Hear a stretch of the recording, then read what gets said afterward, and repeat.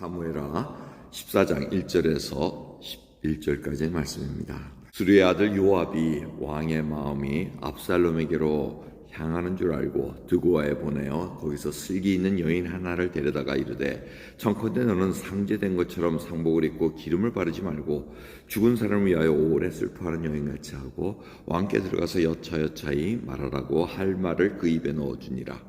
드고아 여인이 왕께 구할 때 얼굴을 땅에 대고 엎드려 가로되, 왕이여 도우소서. 왕이 저에게 이르되 무슨 일이냐? 대답하되, 나는 참 과부니이다. 남편은 죽고 아들 둘이 있더니 저희가 들에서 싸우나 말려줄 사람이 아무도 없으므로 저가 이를 쳐 죽인지라. 온 족속이 일어나서 왕의 계집종 나를 핍박하여 말하기를, 그 동생을 죽인 자를 내어놓으라.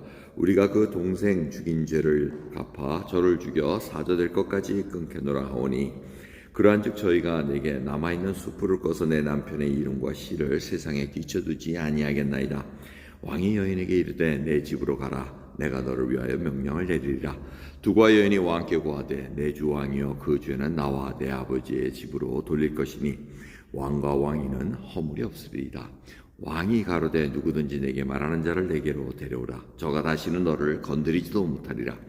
여인이 가로되, 청컨대 왕은 왕의 하나님 여호와를 생각하사 원수 갚는 자로 더 죽이지 못하게 하옵소서. 내 아들을 죽일까 두려워하나이다. 왕이 가로되, 여호와의 사심을 가리켜 맹세하노니 내 아들의 머리카락 하나라도 땅에 떨어지지 아니하리라. 아멘. 압살롬이 이렇게 형을 죽인 다음에 도망가가지고 3년이 지났습니까? 그리고 다윗이 그 분노가 그쳤다고 이렇게 지난 말장에 이렇게 써 있습니다. 그래서 이제 요압 장군이 군대 장관입니다. 이 사람이 이제 가만히 보니까 다윗이 압살롬을 향한 마음, 저 아들을 좀 왕위를 계승하고 뭐 이런 생각들이 있었겠죠. 그러니까 요압이 두고라는 동네는 예루살렘에서 남쪽에 조금 떨어져 있습니다. 거기에 슬기로운 여인이 있었다는 겁니다. 아주 그냥 소문이 난 여인이었던 모양입니다. 그러니까 여인을 데리고 와서 다윗을 이제 설득하는 비유를 이렇게 줍니다. 그 사건을 사건인 것처럼 해서 얘기를 하는데, 그 내용이 뭡니까? 자기가 과부인데 두 아들이 있는데 두 아들도 형이 동생하고 싸우다가 동생이 형을 죽였나이다. 그러니까 사람들이 와가지고 이 동생 내놓으시오. 그 빨리 죄값을 치르게 해서 그 아들이 받을 유업까지 기업까지 다 말리겠나이다 하고 이렇게 하니까 여인이 이거 우리 이름 시가 다 말릴 지경이니 어떻게 하면 좋겠습니까? 그러니까 듣고 있던 다윗이 그러면 안 되지 하고 이렇게 얘기를 합니다. 근데 이 중에 다윗이 지금 오늘 말씀을 보면 뭡니까? 이 요압이 등장합니다. 요압은 사실은 가만 생각하면 압살롬을 세워가지고 자기가 계속해서 정권을 유지할 수 있는 그 길을 모색한 것이 아닌가 싶습니다. 왜? 정말 하나님의 뜻이라면 나단 선지자를 대동하고 했어야 될 것입니다. 그런데 일반 사람인 이 슬기로운 여인을 하나 데리고 와서 지금 자신의 뜻을 하는데, 그 뜻이 뭡니까? 압살롬 데려오십시오, 이거 얘기입니다. 지금 다윗은 어디에 갈등이 있냐면 하나님의 공의를 실현하느냐, 아니면 이 자기가 자비를 베풀어서 지금 하나님의 자비로 이렇게 포장돼서 나가느냐, 지금 거기에 갈등이 있습니다. 그 갈등을 갖고 있을 때 지금 데려오는 게 맞습니다. 하나님의 공의는 조금 제쳐주십시오 하고 이렇게 얘기를 하는 겁니다.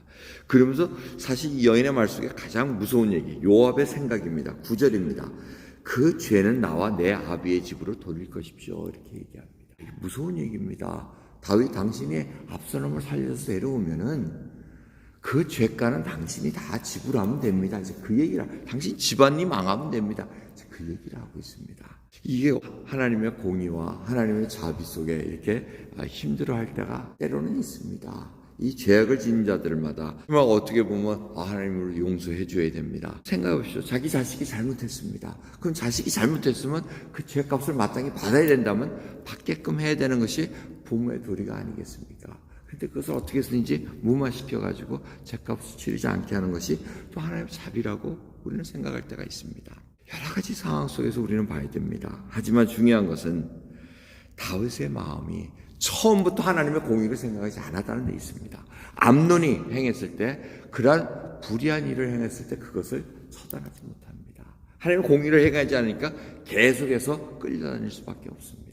압살롬도 잘못해서 죽였다면, 살인을 했다면 어떻게 용서할 여지가 있습니다. 왜? 하나님께서 도피성이라는 제도를 만들어 놓으셨습니다. 하지만 압살롬은 계획적으로 복수하기 위해서 죽였으니 이 고의적인 살인은 살릴 길이 없습니다. 하나님의 율법에 하면 살릴 길이 없습니다. 자, 이렇게 돌을 던지기보다는 우리도 생각해 봐야 됩니다. 우리의 모습 속에서 우리가 하나님의 공의의 처벌을 받을 것 같으면 우리는 살아날 자가 없습니다. 예수님을 통해서 하나님의 공의가 실현됩니다. 그게 바로 십자가의 사건입니다. 십자가를 통해서 우리의 모든 죄값을 하나님께서 진노를 다 퍼부으셔서 예수님께서 다 담당하십니다. 그리고 나서 하나님의 용서가 실현됩니다. 그게 바로 우리의 모습입니다. 주님께서는 그것을 계속해서 저에게 알려주고 계십니다. 그래서 이 죄가 죄라고 얘기하지 말라는 거 아닙니다. 근데 주님께서 마태복음 18장을 통해서 알려주십니다. 범죄한 자가 있으면 상대방끼리 해결해라.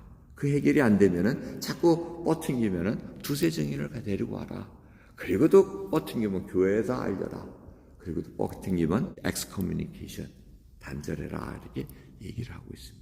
상황 하나하나가 하나님의 먼저 우리가 긍휼을 받은 자로 긍휼을 베풀 수 있는 마음이 필요합니다. 하지만 죄를 또 과감히 잘라낼 땐 잘라내야 됩니다. 이 하나하나가 다 하나님의 지혜가 필요하고 하나님의 그 믿음 안에서 성숙함으로 자라나는 그것이 필요합니다. 근데 요압 보십시오. 요압도 하나님의 자비를 얘기하는 것 같습니다.